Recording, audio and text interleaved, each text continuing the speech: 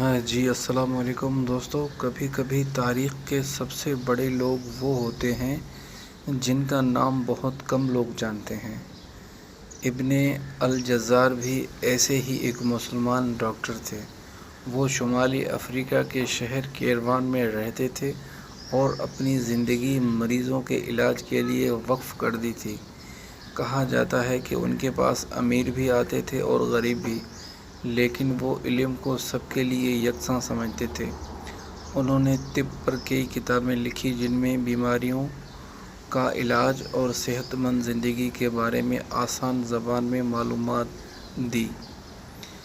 ان کی ایک کتاب بعد میں یورپ پہنچی اور صدیوں تک پڑھائی جاتی رہی۔ سوچیں، ایک ایسا انسان جس کے پاس نہ جدید اسپتال تھا نہ لیبارٹری، پھر بھی اس کا علم دنیا کے مختلف حصوں تک پہنچ گیا۔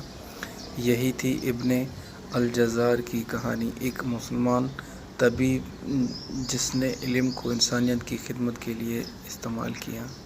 مزید ایسی ویڈیوز دیکھنے کے لیے چینل کو لائک اور سبسکرائب ضرور کیجیے گا۔ السلام علیکم۔